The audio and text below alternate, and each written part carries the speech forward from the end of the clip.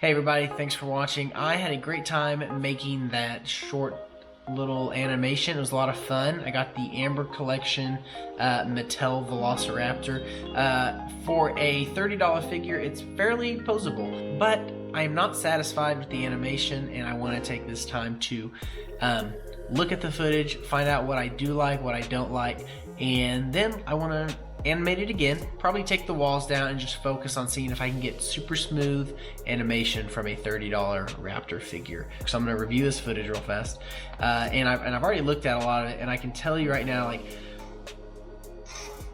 this part right there, the steps, I hate the steps, and naturally it's, you work with what you got and it's just not made to, there's not a lot of articulation in the leg, especially like the thigh and like hip area.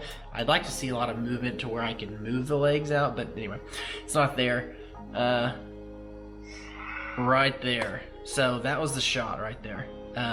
It's only like a second and a half, but it looks smooth to me. So I think that's what I'm going to focus on in this next animation.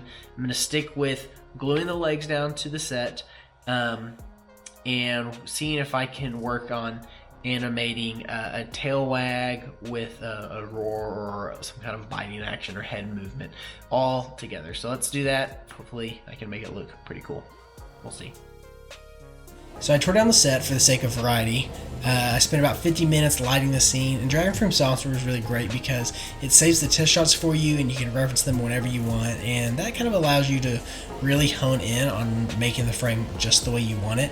And you'll see I went through a lot of iterations before I got the lighting just right. And for me, there's always been a tendency to rush into things, but with stop motion, you really need to allow yourself to take the time, slow it down, and get things right before you ever begin animating, and that goes a long way.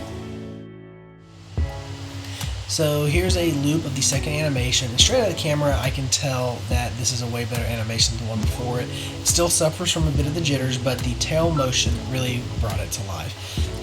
Now, animating is half the battle. I always like to add informed camera motions and audio as well.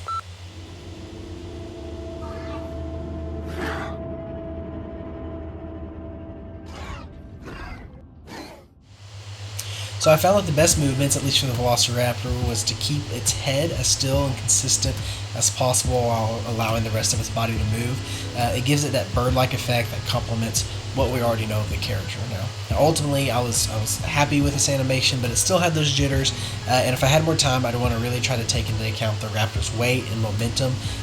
Those things should inform the animation more than what you're seeing here. If we take a look at the stop motion animatics from the original Jurassic Park, you'll see a much more refined and steady animation.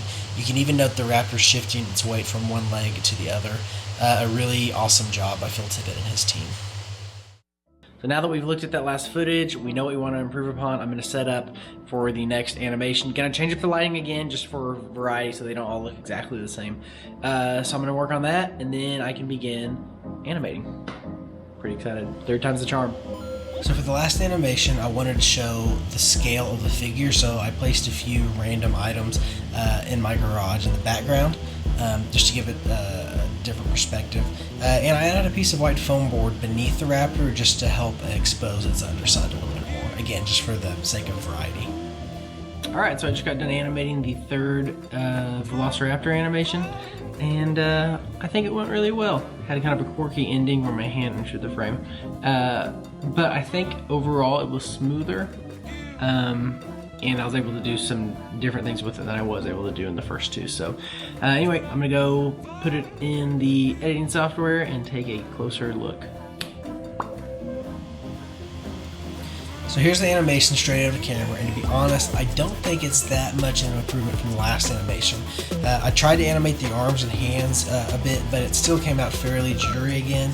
And I'm going to chalk that up to sleep deprivation and a lack of patience with this project.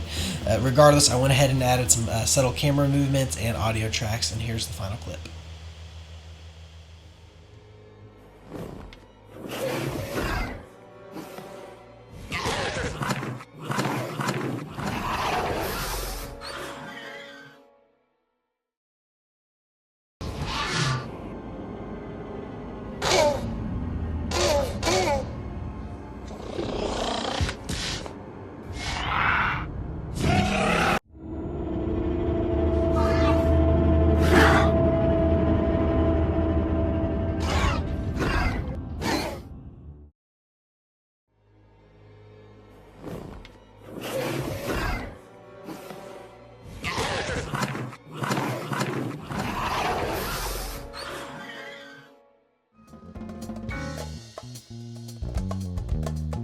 just got done animating that. Wanted to give you guys a quick tour of what the setup was to make that happen. So really simple, RA300 shining through some holes that I cut to kind of give this window effect. I had this guy bouncing off of this foam board. Foam board is super easy to use.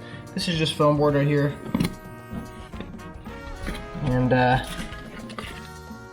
yeah, you can kind of see how it's made. Here's the Raptor Amber Collection. You can only get it at GameStop, at least as of now. The back walls, funny enough, were the walls that I used for Indomation. So this is actually the outside wall. And then this is one of the hallways, which is kind of funny. So there's the Raptor. And yeah, should be pretty simple.